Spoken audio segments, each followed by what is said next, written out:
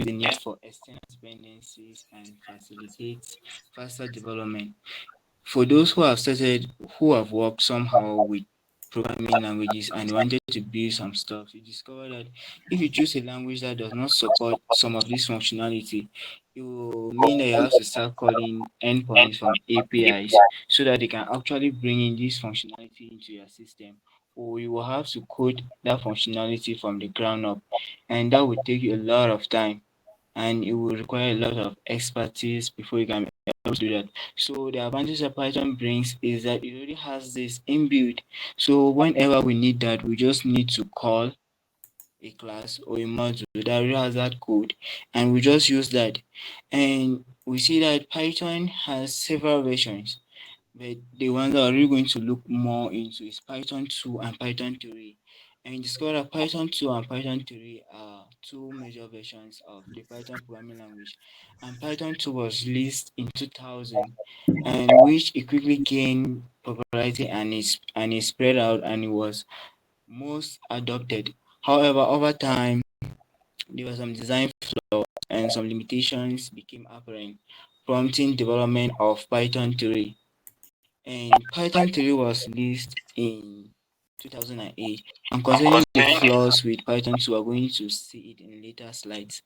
So Python 3 was released in 2008 and addressed many of the shortcomings of Python 2 and introduced several features and improvements. Today, Python 3 is the recommended version for new projects and it is widely adopted by the Python community. And Python Foundation, which oversees Python development, has officially announced that Python 2 reached its end of life on January 1st, 2020. This means that Python 2 will no longer receive updates or any security patches. So basically, with this in programming languages, when like here they talk about the using it reach is what is that? So it reach is using its lifespan. So the way this thing is, when you build a programming language, you have to continually maintain it and bring some updates and solve some security patches that may arise. And so Python 2 reached its lifeline and they stopped it from being updated and any other security patches they are not going to be made to the Python 2. So anybody that wants to program with Python 2, you're programming within your own detriment because there won't be security patches to why you're programming to any security threats that may arise. So you basically have to switch to Python 3 so that you can be receiving security updates. So here are some of the key features or the differences between Python 2 and Python 3, or the loopholes that Python 2 had that Python 3 came in to address. So I see here that the print statement in Python 2, the print statement is used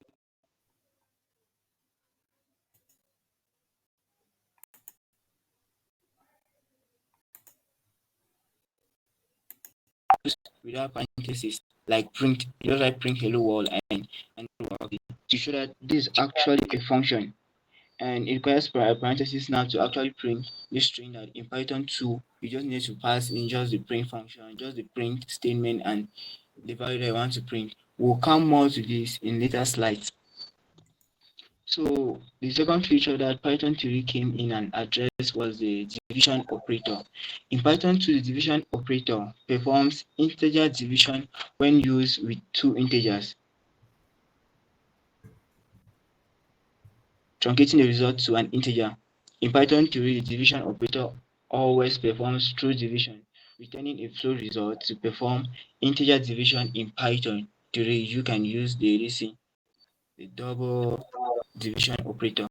So here what this statement means is this: you discover that in most cases, let's say for instance, if you have to divide 50 by 2, the answer will definitely be 2.5. But in Python 3, if you did 50 by 2, 5 is an integer and 2 is an integer. If you perform that operation 50 by 2, instead of the program being returning 2.5, it will eventually return 2. So that was a flaw because 2 and 2.5 are, there's really a difference in that, and the calculation will not retain accurate results. So this was one of the flaws that Python 3 came in to fix, that Python 2 had.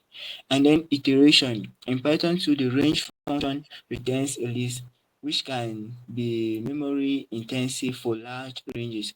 Python 3 introduced the range function as a generator that produces values on the fly, which is more efficient. So what this means is this: remember that with programming now, you don't just want to code something that works based on the risk when the data values increases. So you have to code something that the reason that the time complexity and the space complexity is efficient.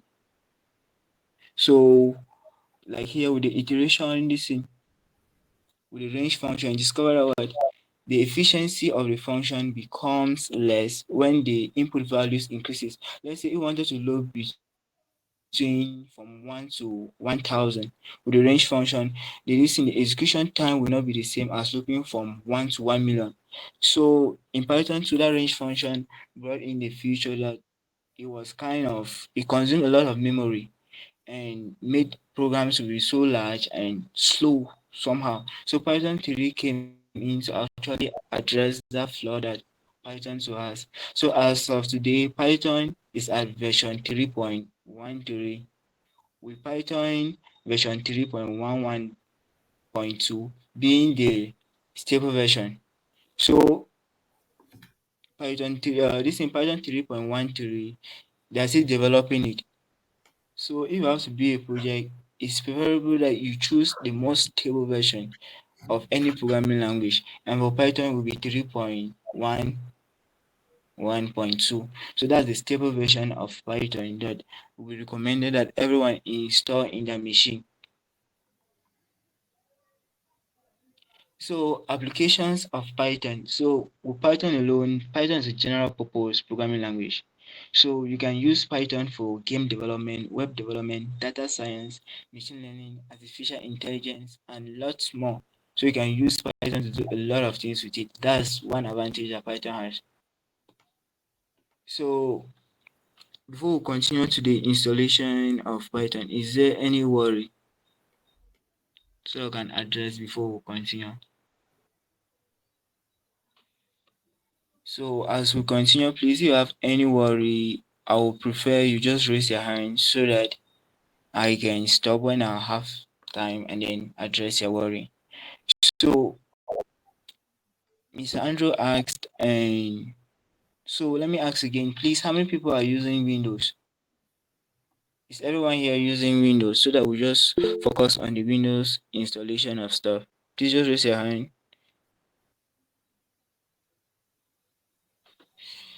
Okay. So for those who have not raised their hand, is it that they're using a different operating system? Okay, eventually almost everyone is using Windows. Yeah, that's great. So kind of speed up things for us. So we have to download Python and install it into our system. So let me just ask, how many people have Python installed already? If you have Python installed, just raise your hand. Or let's say if you don't have Python installed in your system, please just raise your hand.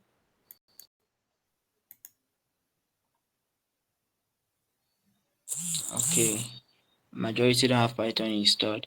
So for that, let me just walk through the installation process.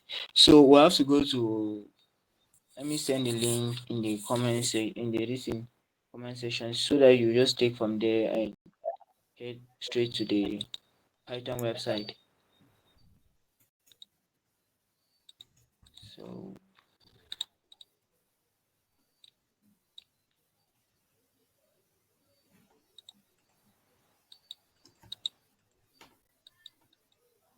okay, thank you, sir. So the link has been sent.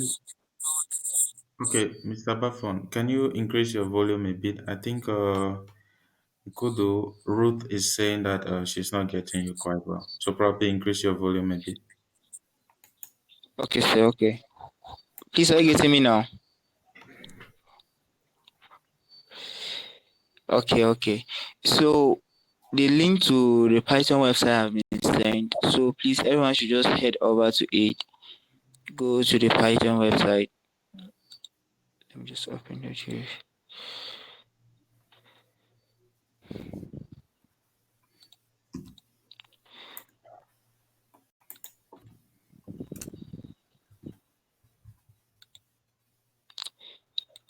Let me just share my site.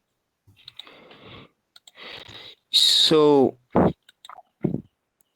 here are we on the Python website. So now when you're here on the Python website, you have to click on the download button on the listing on the navigation bar. Here, the download button. And when you click on the download button, based on your operating system, you have to choose a version. Like here, let me open this here. Like here, these are the versions of Python that are there. So here, version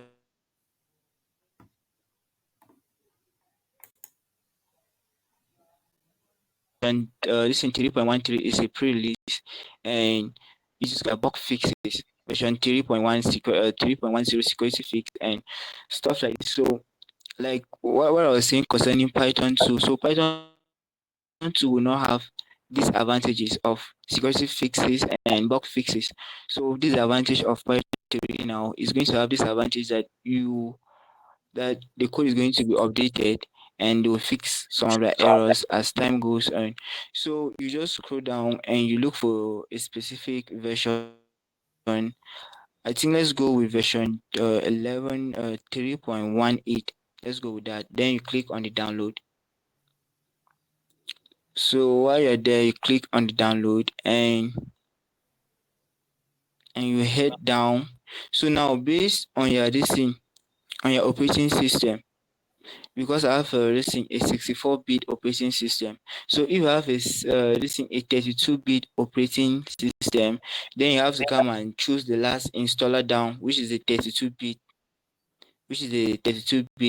version of the installer. So since I have a 64-bit installer, I'm going to click on this. And when you click on this, it's going to start your download right away. It's just 24, let's say 25 megabytes. So after downloading, you have to go and run the installer. I think I have it downloaded in my machine again. Let me not download it for the second time. Let me just go and run the installer. So have we downloaded? For those who have not installed, are they following up or you have some issues?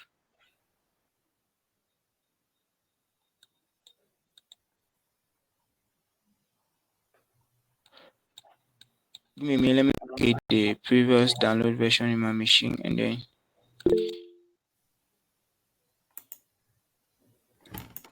run it.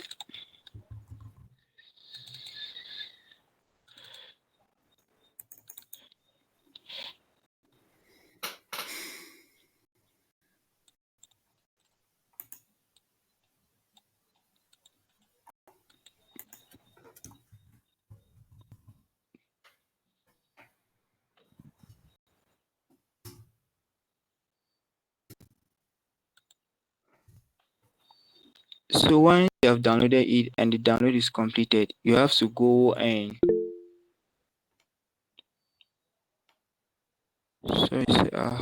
I don't have Python 2. No, I was using my Python 3, not Python 2. We're using Python 3.11.8. That's the version that we have agreed that we're going to be using. So go back there, you see Python, go to the versions and you choose Python 3.11.8. Like we were saying in the previous slide, Python 2 is outdated. So there are no security fixes for Python 2. So nobody should eventually be using Python 2 for any development purposes.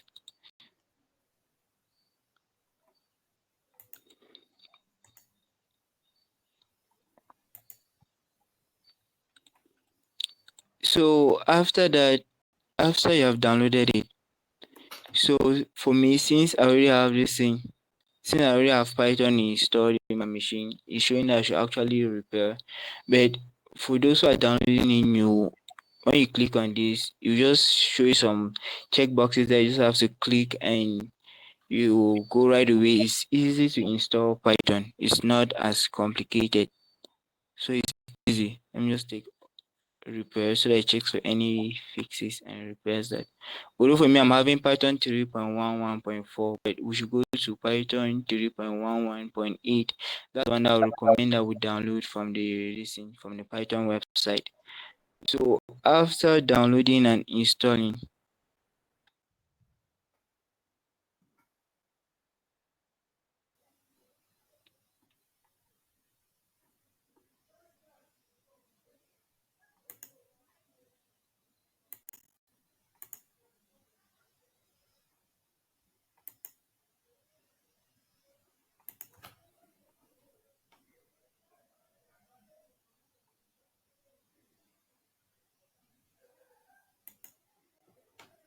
Hey, bad phone, are you there?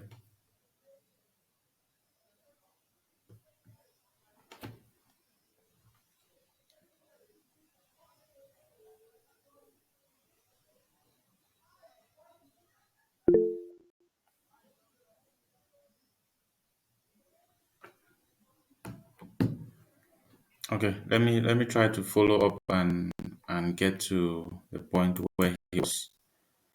So navigating to the Python website and selecting the version of Python that you want to install, probably Python 3.11.8, like you mentioned.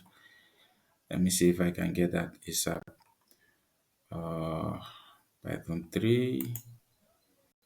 Now you can decide, for example, all of you are using Windows, I guess. So you click on Windows and you probably have, let me see, there is a latest release, which is Python 3.12, and there should be another release. He mentioned Python 3.11.8.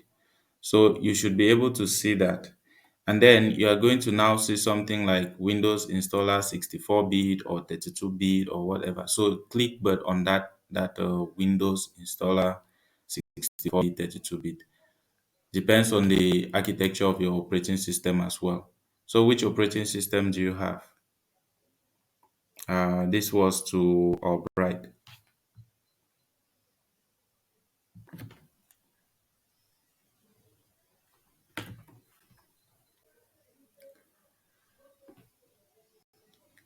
Albright, are you there?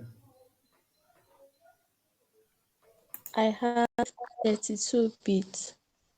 Okay, you have 32-bit. So let me see. Let me see if I can duplicate what he mentioned. You go to downloads and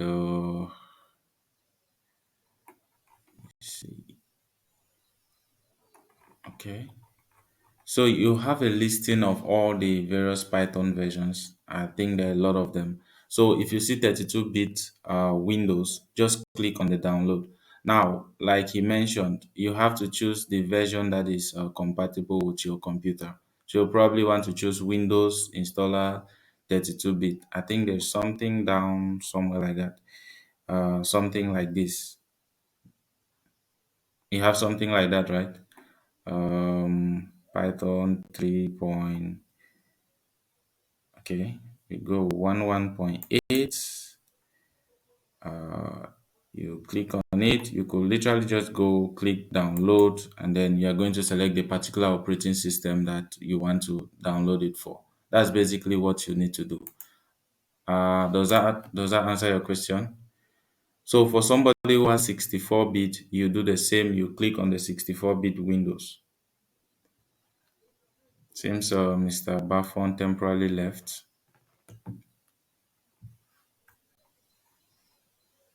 Are we okay?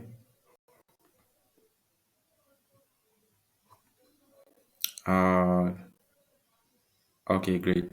So once you click that and you download, it's just an exe file that you can run so that it it installs.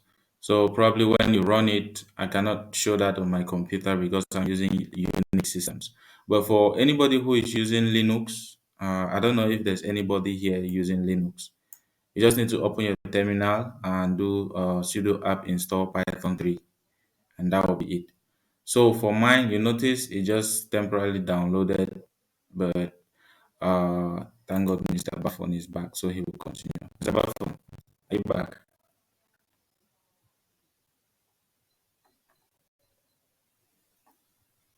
So that's connection. So just continue. Let me Okay, so my you just confirm, you people confirm if you have been able to download it. I know we might not be able to wait for all of you to download because we might be having network glitches at some point. But just download that and then you click on it, click on the executable file. When you download, it goes to your downloads folder in your computer. So you have to navigate to that downloads folder. You double click on the file and then it's going to install. Of course, you might have to select a bunch of things.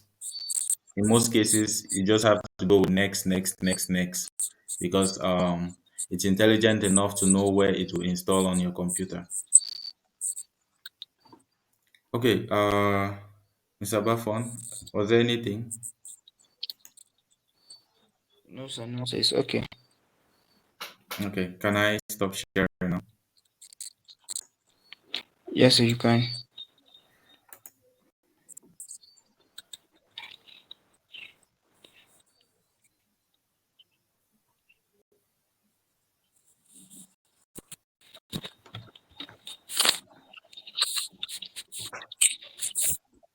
Okay, hope everything is going on well.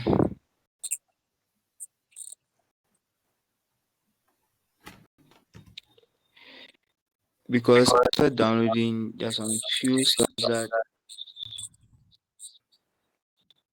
please sir, please mute your mic. I'm getting myself.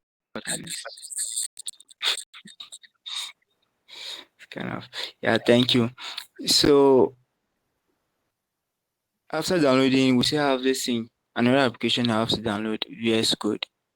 So based on what Sir was saying, after you have downloaded, you have to run the executable and eventually just click the next. But when you're clicking next, when you see a checkbox that say add Python to environmental variables, please do well to check it so that Python will be able to be accessed everywhere in your machine.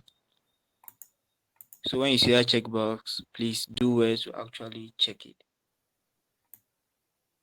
So should we wait so they should install? What should we do? You cannot literally wait because, like I said, they have network differences. So you probably just tell them what to do and then continue. I'm pasting the link to the Visual Studio Code so they can also download that. Okay. So after I've installed Python, you will definitely need a code editor that you're going to use to actually write your code. And that code editor, they are normally known as the integrated development environment. So IDEs play a crucial role in software development by providing a comprehensive set of tools and features that enhance productivity and streamline the development process. IDEs will provide an interface easy for code editing, syntax highlighting, error checking, and lots more. So basically, what an IDE will do is this: it's going to, because let's say for instance VS Code, when we go to it, once you have installed it and we start using it with VS Code, you discover what when you are actually typing, and you're coding your programs, if there is any, yeah, after the presentation, please, I'm going to share the slides. After the presentation, I'm going to share the slides. So you discover that after when you're doing this, when you're coding, there's some syntax errors that you're going to be making. And what the idea will come in place with the word is going to actually flag. Let's say you have a syntax error, is going to actually underline that syntax that I've written in red or any color that you prefer, indicating to you that there's a problem here so that you can easily correct it. Whereas you are using just a normal text editor that don't have that capabilities, debugging becomes very difficult for you to actually perform. So there are several examples of IDEs. We have VS Code, PyCharm, Atom, and the list continues. There are numerous of them. And VS Code is going to be our preferred IDE. This is because it is lightweight and fast in performance. It is easily customizable with lots of extensions. So why we prefer VS Code is that it has extensions, a lot of extensions that you can install that will actually ease your development process.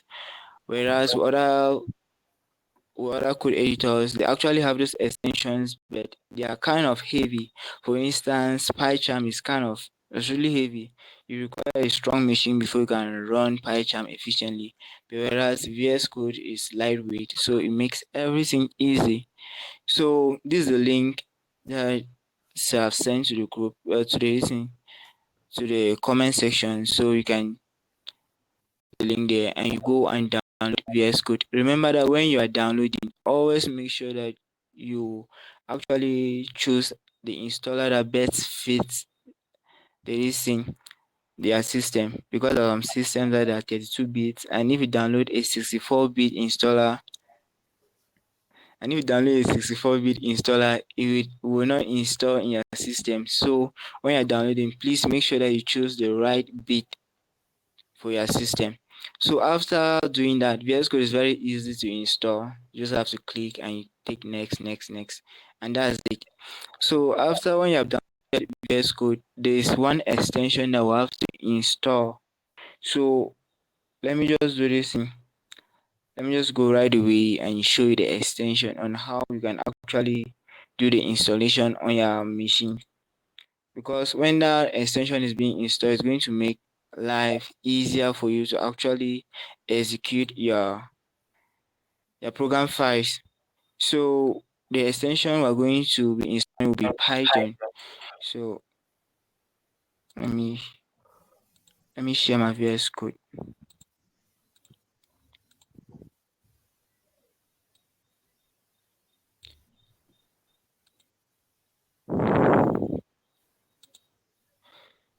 Let me just open it slash new VS Code.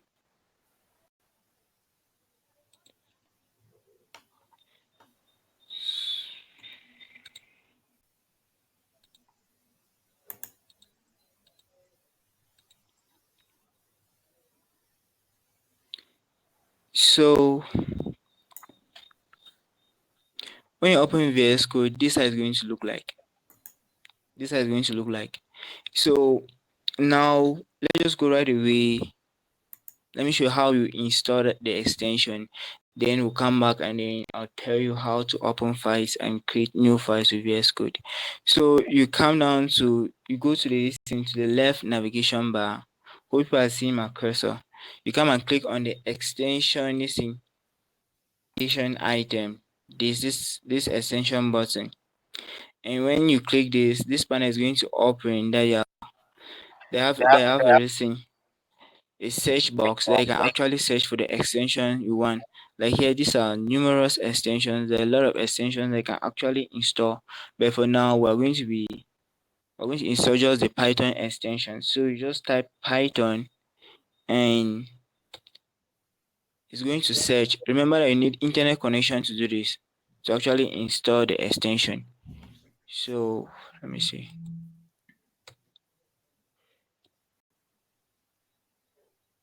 So you search for Python.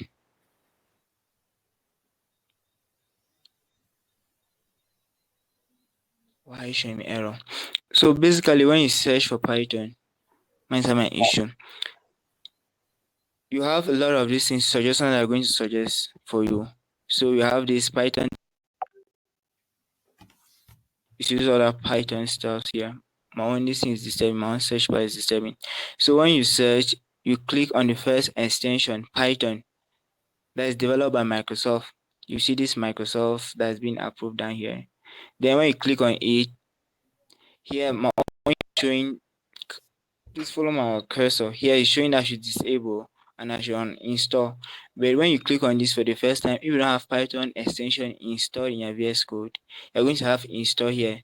So all you need to do is just to click on that install button, and Python is going to be installed in your VS Code. So that's all you need to actually install VS Code and install this thing, the Python extension with VS Code. So, has anyone downloaded this thing, the Python already?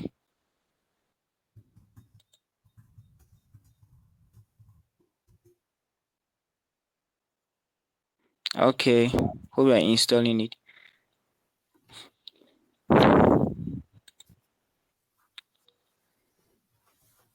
So, if we just download the applications, later on we can come and then any other issues that people have, then we'll address the issues.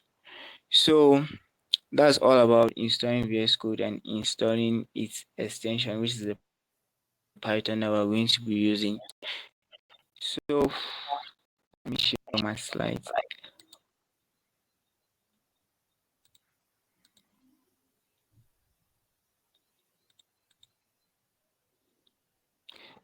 So, after installation, we have to check if actually Python has been installed in our machine and if it is working very well. So for the testing, since other people are still installing, we'll come out to the testing after when most people have installed, and then we'll actually do the testing. So here, let's just dive into virtual environment. So Python virtual environments create a virtual installation of Python inside a project directory. This will help users to be able to install different Python packages required by the project. A virtual environment will help users to be able to modify packages in a particular project directory without modifying the same package in another project directory. So, for instance, as you go on in your development career, you discover that you start working on several systems and several projects, that there are some packages that you will need in one project that you will not need it in another project. So now, for Python to be able to solve this, they created this virtual environment stuff. And the way virtual environments work is that it's actually going to be a container. The virtual environment is going to be a container that you can install a particular Python version. Like Discover went to a Python site, discovered there are several versions there. Let's say on my machine, the default Python version I have is version 3.11.4. So maybe I can be building a project that will require Python version, let's say Python version 3.0. If that project requires Python version 3.0, you discover that if that there's no virtual environment in my machine, then I will eventually need to go back and go and download Python version 3.0 and come and install it on my machine. And when I install it on my machine, it's going to override that Python version 3.11.4 that I previously had. And that's going to cause me some issues because the other programs that are using Python version 3.11.4, they are going to they're not going to work perfectly well. So what Python virtual environment is going to do is that for that project that I need, that I want to work on, that requires just Python version 3.0, I can create a virtual environment. Then I install that Python version 3.0 just to that particular container that I've created. And when I install that particular Python extension just there, or that Python version just in that container, then the other Python that was in my machine, the default Python that I had, which is Python version 3.11.4, is not going to be touched. And the other packages I'm going to install, or the other extensions I'm going to install, they will just be local to that container I've created, or to that virtual environment I've created. So virtual environments are very, very, very important. Although for the start, we're not really going to be using virtual environments that much, but as we get on later on, we'll have to come out with virtual environments and make good use of them, especially when we start working on projects. So virtual environments, the advantage, it will come in with dependency management. So like what I was saying, different projects will require different versions of Python and its packages or libraries. Virtual environments will help maintain separate sets of dependencies for each project, ensuring that they work well with no conflict. So virtual environment will also bring in isolation. The virtual environment provides isolation between projects, meaning that changes made to one project's environment do not affect other projects or the global Python environment. So now, please, if there's any question as we're going henceforth, please always indicate so that we'll address it. Because maybe we might have a question now, then we'll go and cover other stuff so you might forget and your word will not be addressed. So now, how to create a Python virtual environment. So to create a Python virtual environment, since the slides are really explicit, I'll just go on. Since most of us don't have Python installed in our machine, I'll just go on. Then later on, we can come out to test the code. So to create a virtual environment in our machine, so the functionality is supported by the virtual, the VN the VENV, the virtual environment module in standard Python distribution. So when you install Python, you already have this in this virtual environment. So you can just call it and it will create sub environments for you. So use the following command to create a new virtual environment. And that command is python -m venv my env. So here, this python -m venv, this is the standard command. The only thing that can vary here is this my env. So this my env virtually is my environment. So this my env is the name of of the virtual environment that we are creating. So the only thing that can be changing on this code is just this last portion, this my env, which will pertain to the name of the virtual environment you want to create. So my env is the name of the virtual environment. The directory of this new environment the directory of this new environment my env created is as follows. So when you create that virtual environment, Python creates soft folders there that are going to manage that environment that you have created. So basically what we're going to be working mostly with will be found inside the script. Let me highlight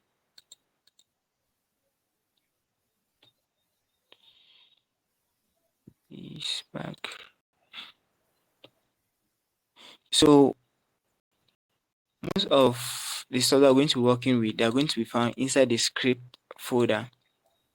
Because now when you have a virtual environment, you have to activate and deactivate the virtual environment.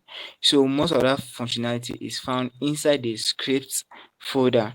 So the utility of activating and deactivating the virtual environment and a copy of the Python interpreter is placed in the script folder. So once you have created that virtual environment, so to activate it, you have to navigate. So to activate my EVN virtual environment, we have to go to the base directory of the virtual environment and then in the terminal navigate to the script.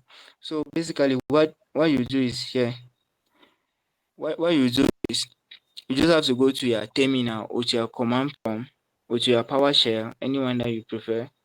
Since most of us are using my Windows, you just need to go to your command prompt and go and locate that folder. I'm going to locate where you have this folder name my AVN. So you have to locate that folder. Then when you locate that folder, let me just go to the code. The next slide that shows how to do that. So you go to your this. Let's say for instance, if this file was stored in your desktop, although it was not stored in the desktop, discover that my own was stored inside a folder in my F drive called Python tutorial. So now I have to navigate. I have to go to my command prompt and open this file with my command prompt. So I think let me just show you guys how to do that. When Python install, we'll come back to this thing. When you have installed your Python versions, then we'll come back to that and then run this code. But let me just so we'll come back. We'll just run the code. So you have to navigate to this folder. And remember, I said activating and deactivating our environment is found inside the script folder. So once you are navigating, there you have to enter the script folder. Remember, my env is the name of our virtual environment. Then inside this folder, we'll have a script folder. You have to go back. Let me show you people. So here, this is the base directory of our my env. All of these files have been contained inside. So now inside the base directory of my env folder, we have this script. We have this script folder. Then on the next slide, you discover that inside that script folder, these are the files that are found there.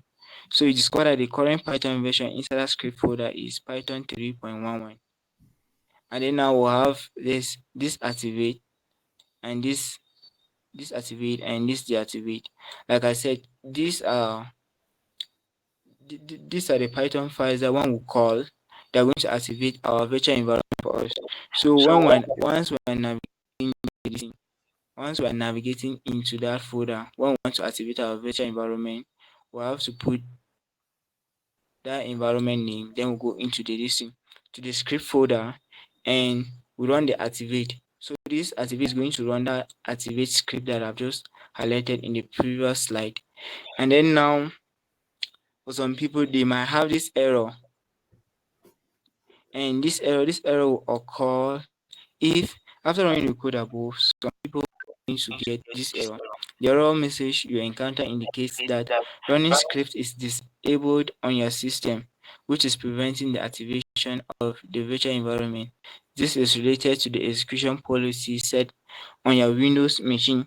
So basically, scripts are very dangerous to your machine, especially scripts that are not trusted, because when you run them, they can alter the behavior of your machine and they can do a lot of things to your machine. So by default, Windows blocks that you should not be able to run script on your machine unless unless the user is the one that goes and activates that. So now for us to be able to fix that bug, because we really need to run our virtual environment. So for us to be able to fix that bug, we have to enable script execution in our machines. And to do that, we have to go to our command prompt or our PowerShell, anyone you choose. You have to search for CMD, then you run it as an administrator. Once you run it as an administrator, you can write this command, get execution policy. What this command will eventually do will just return the current status of the execution policy. And when you run that command, you will definitely see there are four of them. The execution policy can either be restricted, all signed, remote signed, and unrestricted. And eventually, since you're having this error, meaning that your current execution policy is restricted, preventing you from running any script on your machine. So to actually activate that, you have to type this next command: set execution policy remote sign. And now you discover that we have other options. We have all sign, remote sign, and unrestricted. But why we're choosing remote sign is this. After running this command, the execution policy will be changed to remote sign, which will allow running of digitally signed and trusted scripts.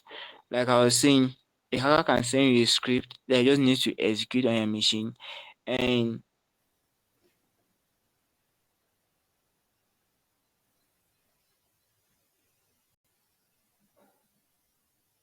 so now what this remote sign is doing is this is actually going to prevent executing scripts that are not actually digitally signed and which are not trusted.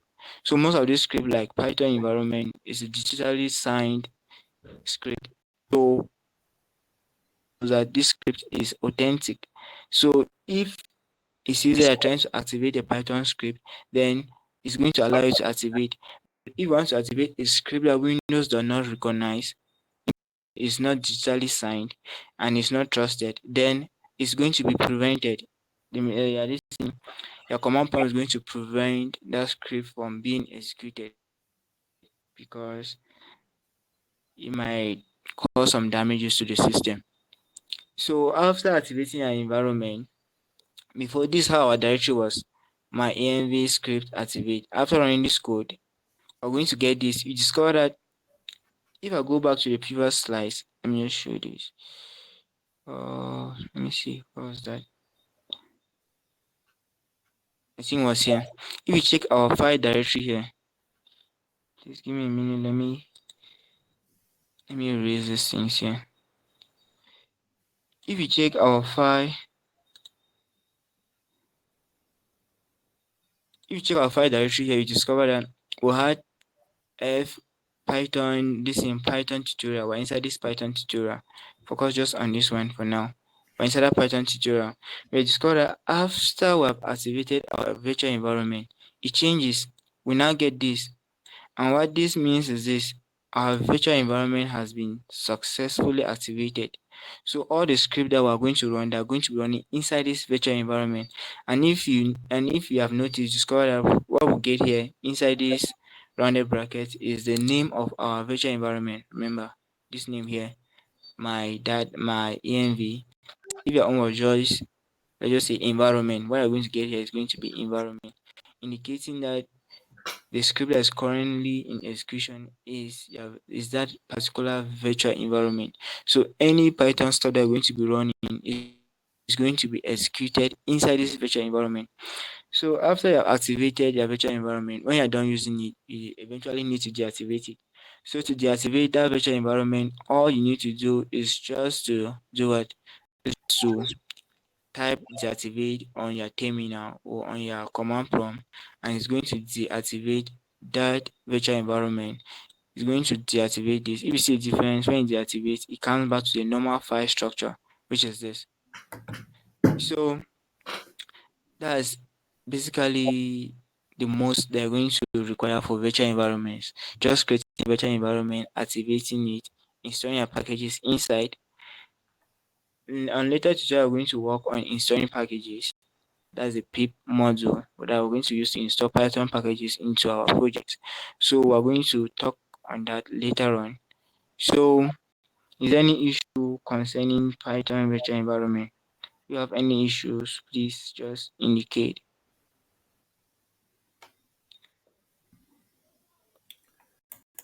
Which Okay, Mr. Buffon. All right. Um, who is there? Who is still there? Show hand. Let me see. I want to make sure that people are here.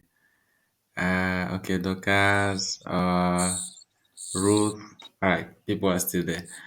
Sometimes we can be talking like this, and some people are already doing some dozing, like sleeping. But yeah, it's just to make sure that we are all online. All right, Mr. Buffon, you can continue. Okay, sir. So every small exercise, we're going to do it once we have installed our Python environment, whether our Python this thing, our Python programming language into our machine. So who have succeeded in installing it?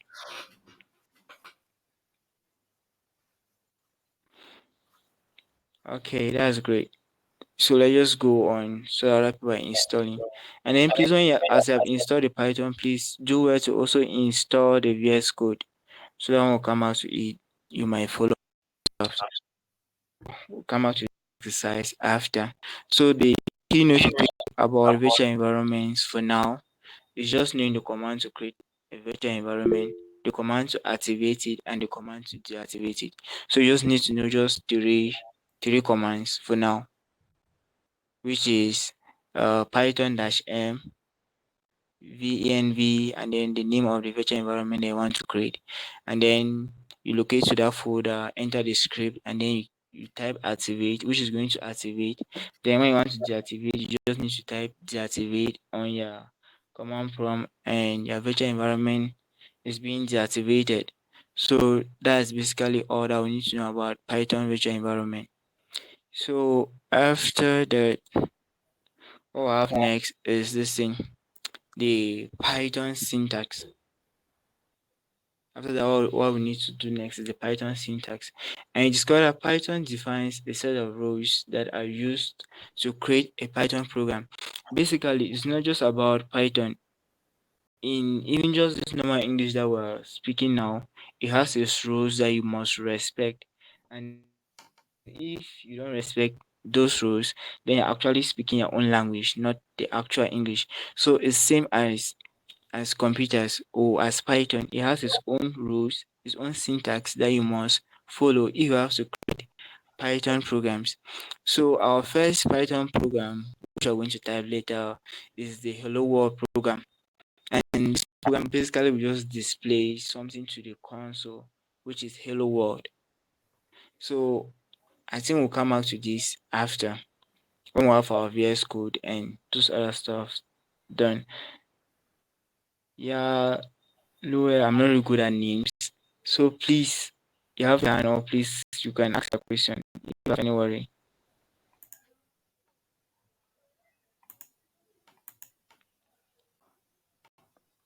So to this, we're going to come to this after when we have installed our VS Code so that you can actually follow along.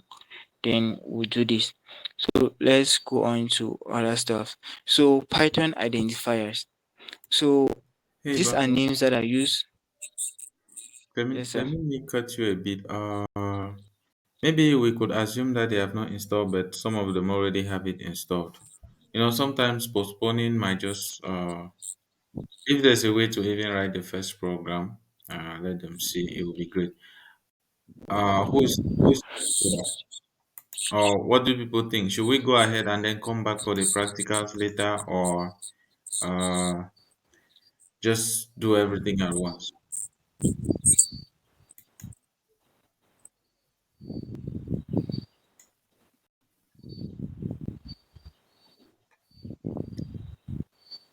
Okay. Bright said, Okay. let's try doing it now. Who else? Okay. Okay. Okay, you. Okay, so Josiane said, go ahead and come back for practicals later. Wow. Okay, that's a tie. So It's a tie. all right. Mocha said her network is disturbing. Okay, so I think the vote is that we should go ahead and come back for practicals later. Sorry for cutting you. I just wanted to make sure everybody is in line. No, it's okay, sir. It's okay. So let's continue. So Python identifiers. These are names that are used to identify a variable, function, class, module, or other objects. So identifiers start with a letter from A to Z, or either capital A to Z or small capital A to Z, and an underscore followed by any other character of your choice. But note that identifiers cannot start with a number, and Python does not support this assign and then this dollar sign and the percentage sign. So what basically in simple terms what identifiers are is just this. There are some default this thing. There are names they are going to give to your listen. Let me say this way. There are names they are going to give because basically what identifiers do is this. They're either Python pre-written codes in case of classes and modules, especially you want to use default modules that come with Python. So they're pre-written codes that you need to call, you need to reference them. So now, before we get there, if let me just explain this here so that we should start understanding what identifiers really are. So basically, it's the same like the computer memory is kind of it's really big. It's really big. It's a container. An insider container is subdivided into smaller containers that they can actually hold something inside. Since the memory is actually big, and when you store something in memory, eventually if you are storing something, then it's something that you want to have access to later on. So for you to store something in computer memory, you actually need to actually name what you want to store so that in case you need what you have stored, you can actually reference it easily by just typing the name of what you stored. Let's say for instance, let's say you have received a file and want to store it inside memory. If you don't give the appropriate name to store that file in your computer, it becomes difficult for you to actually search for that file or to locate that file when you need it later on. That's the same with programming. So what this will do, what identifiers will do, they are just names of variables, function, class, or modules that you define. So you have to give an appropriate name to this identifier so that you can easily access them. And then now what they are saying, an identifier name must start can start either with a capital A to Z or small letters, but and you can start with an underscore. So now you cannot see an identifier starting with a one. If you write this, let's say one, or let me say one name. I don't know. This does not make sense. But let me just write that. Let's say write this and assign it to one, for instance. Your program is going to throw an error. Why? Because identifiers or variable names cannot start with a numeric value, but you can start it with a character. Let's say you have A1. This is a valid identifier name since it's started with a character. We can start it with an underscore A, and then you have one. This still works. It works perfectly. So what we have to take note of this, when you're creating either variables or functions or classes, make sure that they either start with they either start with a capital letter from A to Z, or you start with a small letter, and you can start either with an underscore, you can start with an underscore, but you should not start with a digit or any numeric value, or an identifier name should not have this. Let me delete that. An identifier name should not have this sign. How am I forgetting the name there? And is the and percent sign. You should not have that. If it has that, then your program is not going to run. When you want to interpret it, it's going to throw an error. Remember that Python is an interpreted language. So it's going to throw an error when you want to interpret or when you want to run your program.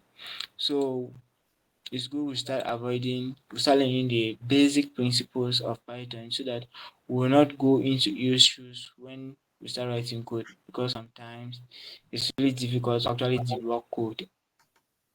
And then so there's some reserved keywords in Python that when you're creating your program, you cannot give as variable names. There's some reserved keywords. So reserved keywords are simply identifiers names that you cannot use, that are reserved for the Python programming language. Let's say for instance we have this elif, delete, class, continue. All of these keywords I have here, when you're creating your Python program, a variable name cannot have any of this here. So you have to take note of them. Variable name cannot have any of this here. As long as if you define any variable name with this, it's going to throw an error. It's going to try an error. So we're going to cover most of this on later lessons as we go on with the listening with the class. So we're going to cover most of these keywords here. But what you should take note as of now is this: when you're working with variables, none of them should have this. These keywords here, they are reserved for the Python programming language only. Then now there's something that we also really need to understand very well about Python is their lines and their indentation. For other people that have been coding in other programming languages, you discover that, let's say you want to have a block of code, let's say you want to do a check, or let's say you have a function, you always discover that it always starts with what? With with an opening brace and a closing brace. It always has this an opening brace and a closing brace. But you discover that here with the Python programming language, we don't use this opening brace nor this closing brace. What we differentiate a normal block of code from another block of code is the way you actually indent that block of code. So here, for instance, here you discover that the normal block of code here, I think for us to understand this, I really need to open VS Code. Let me just open and then we'll create something little and then let me explain this indentation, because based on the example we have there, we cannot really explain the indentation well. So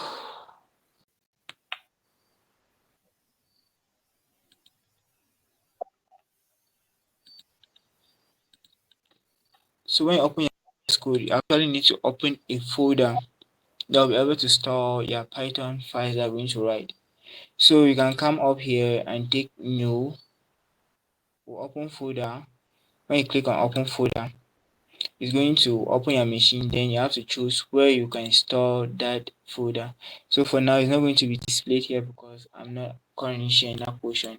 But when you click on this thing, on new or on open folder, it's going to open a location on your machine that you can choose where you should open that current terminal with or that current project with. So it's all left on you. You choose a file that you're going to use for your development. So let me just open this folder. So after you have opened the folder, this is what you're going to get. So since this has some files inside, that's why you're seeing files here. But if this was a new folder you just created, you're going to have this file here. So it's actually create a new file. Let me zoom in so you can see. So to create a new file, you have to come here and click on this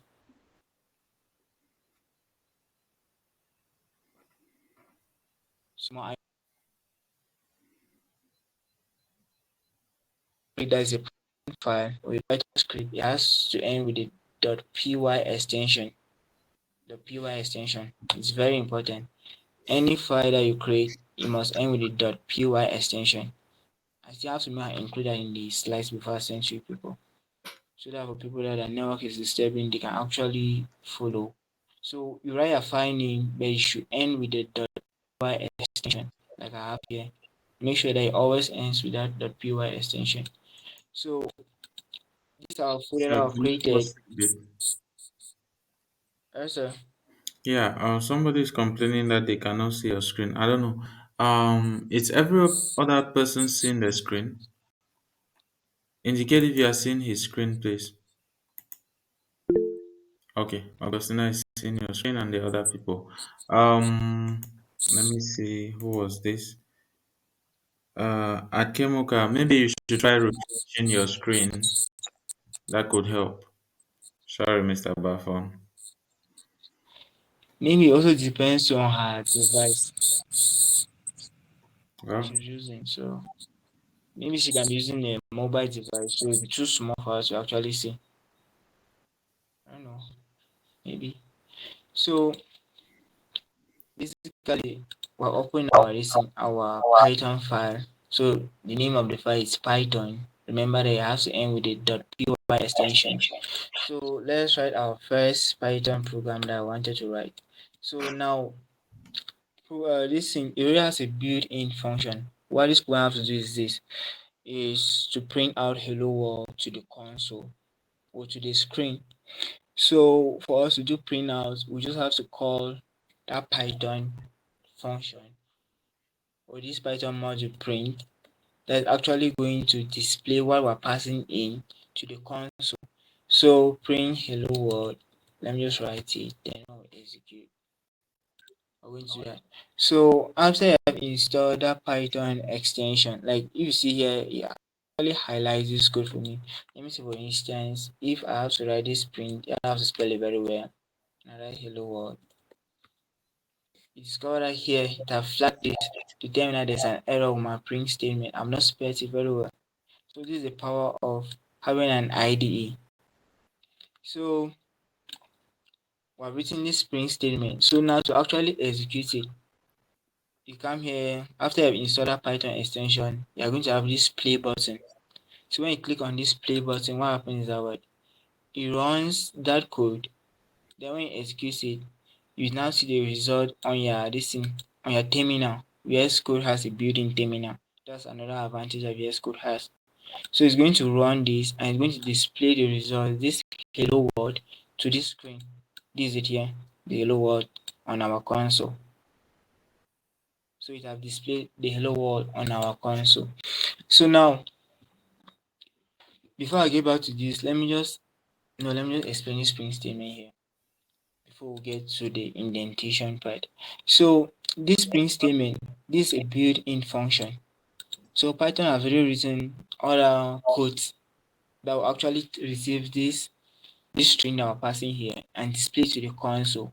So now all what we need to do now is just to come and type in the name of that function or the name of that thing, like we're seeing in the previous slides. We're talking about identifiers.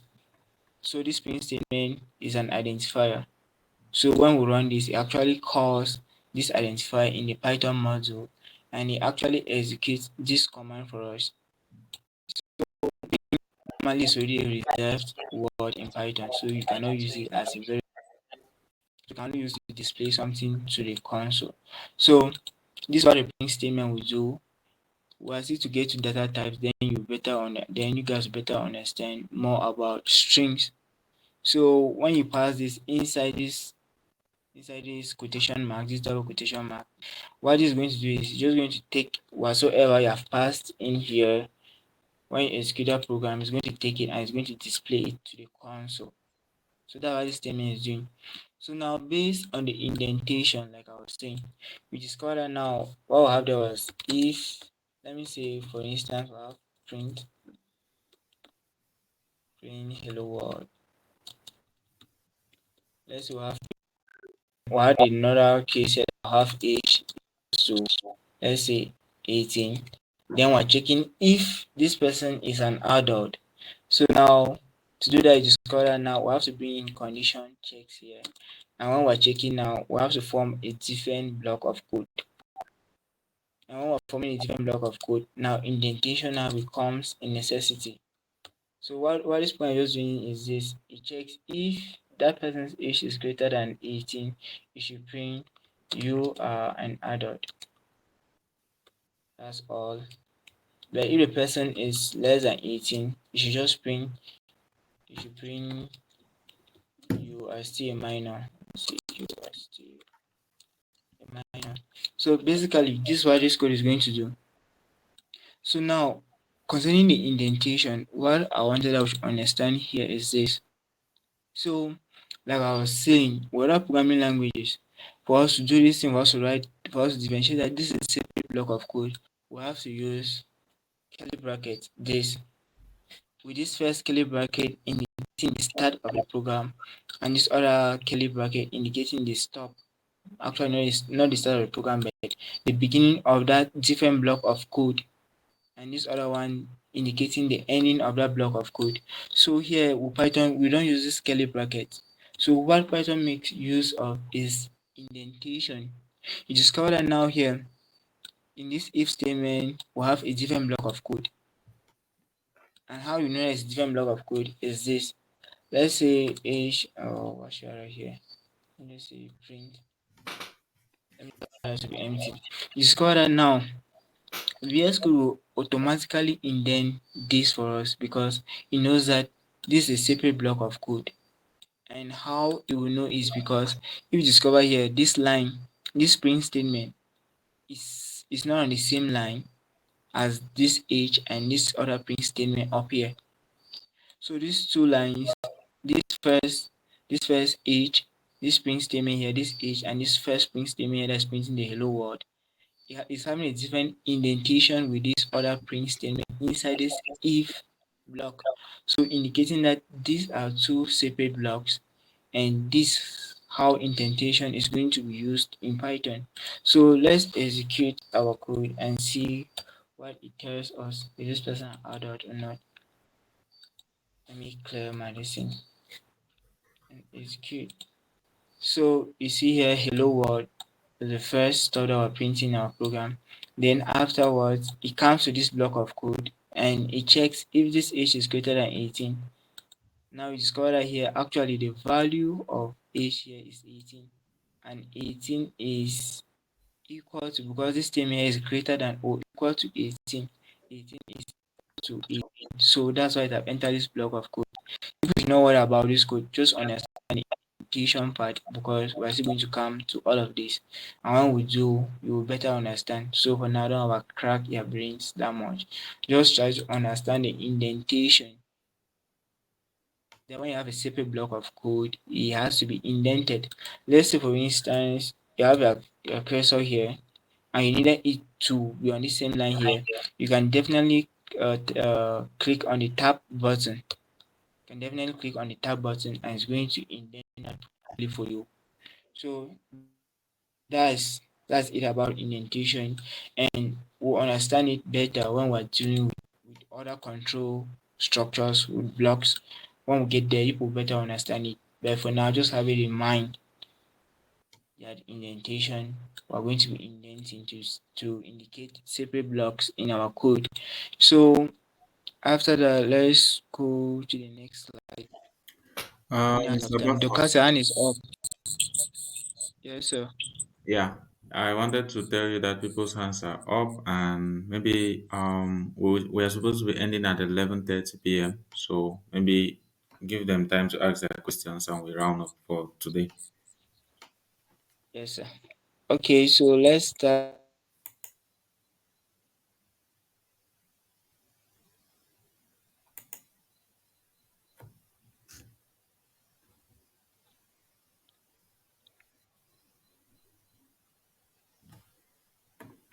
Lucas, please unmute your mic and talk.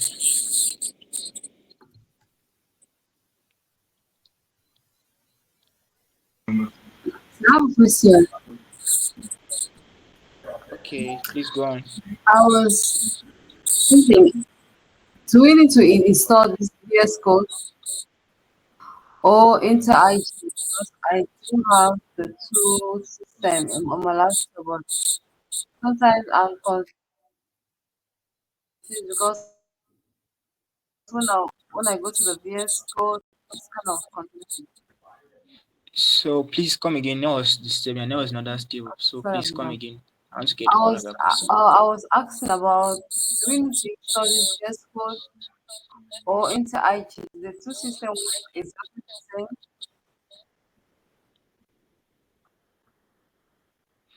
Please, are you getting her? Because for me, I'm not getting her very well. Okay, if I'm trying to get her well, though it was quite more. Please, can you mute? If I'm trying to get her well,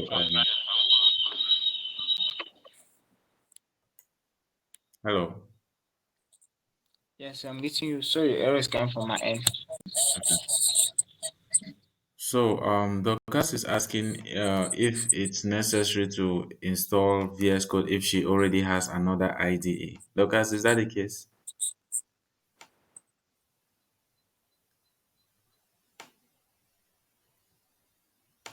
I think that's instead of question, ask a question. Oh, Augustina, sorry. Was that the case? You already have another IDE? Yes, Oh, okay. Which one do you have, please?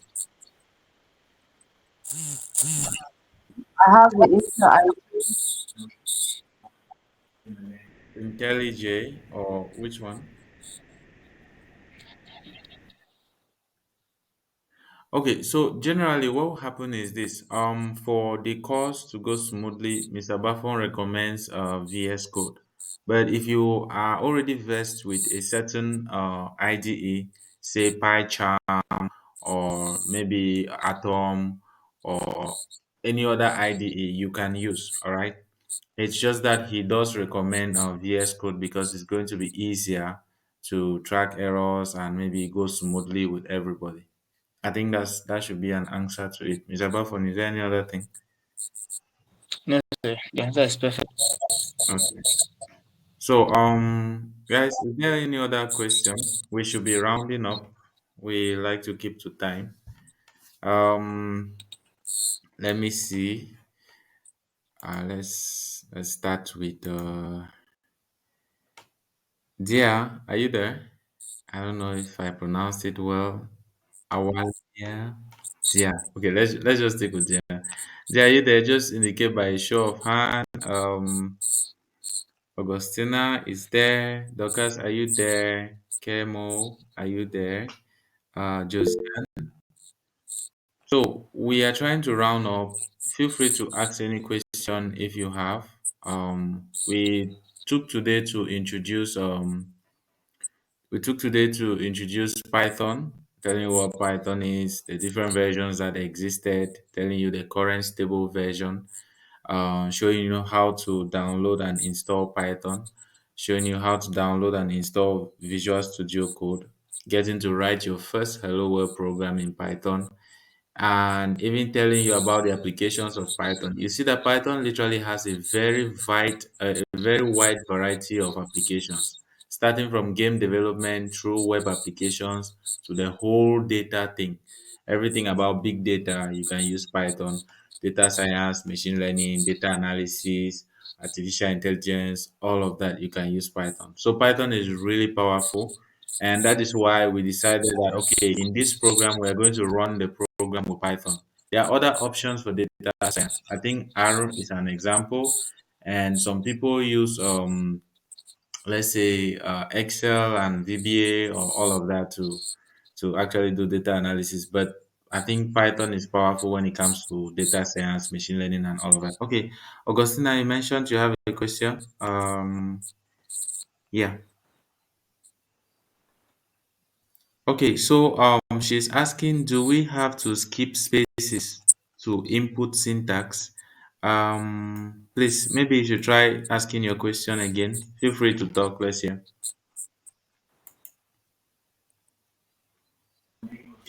Okay, thank you. Can you hear me? Yes, you can get to. I was wondering, is it necessary? Is it like the rules for us to skip spaces to input this print hello world age equals to 18? They'll put this as if age is equals to is less than or equals to 18. Have to skip the spaces. Oh, okay. You mean the blank lines? Yeah, the blank spaces. Oh, no, it's not really necessary. This is just some sort of clean code, all right? So the blank spaces are to make your code cleaner. But generally, Python will not complain about you leaving spaces or leaving blank lines. Python will complain when you leave um, some indentations that are not correct, the tabs that you press and all of that. But leaving blank lines for your next code, it's totally okay, and you can decide not to leave it. All right. Yes. Indentation is very, very necessary in Python. If you don't know how to indent your code, you always keep running into program crashes. So well, general programming paradigm is that when you have some logic and you want to go to another block of logic, you leave an empty space. That's just used to make your code cleaner, okay? But it is not mandatory. I don't know if that answers your question. Yes. But also, I want to request. Come again. Please, can we be recording the class lectures? Uh, can I be?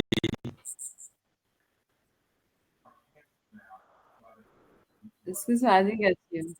Yeah, come again, please. I did not hear you. I wish to ask, is it possible for us to record the past lectures so that we could be looking back into our teachers' teachings and watch over again and do the practice? Yeah, certainly. I'm trying my best. I think I am doing a recording right now. So after this, I'm going to try to see if it's possible to share. Thank you. Yeah. Okay. Any other worry?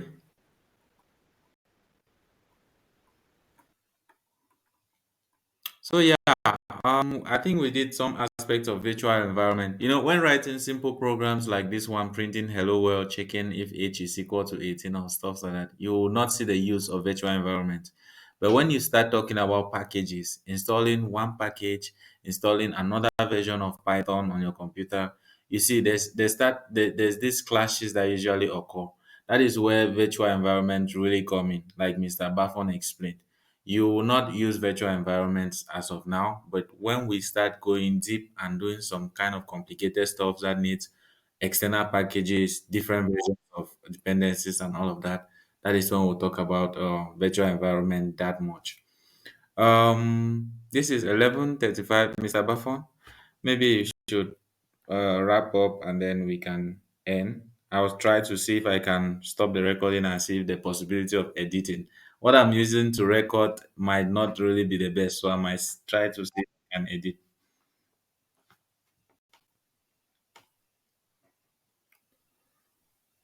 So, Mr. Buffon, are you there?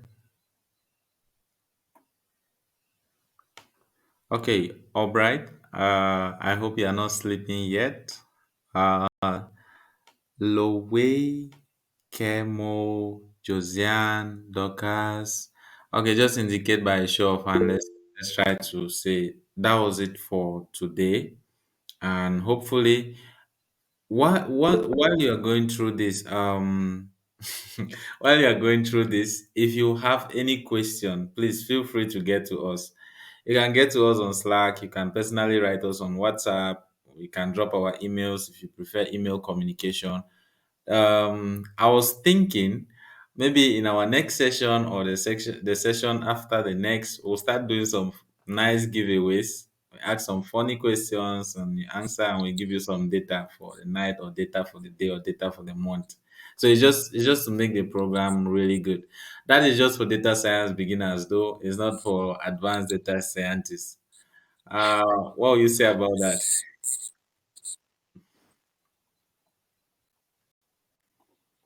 That's great, sir. Okay.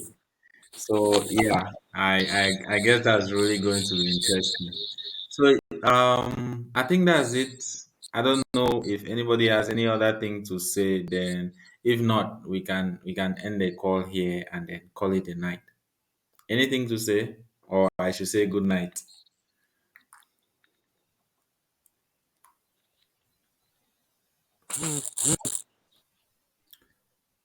Mr. Buffon? Should I say good night? Yes, I do. All right. You all have a great Thanks. night. Thank you.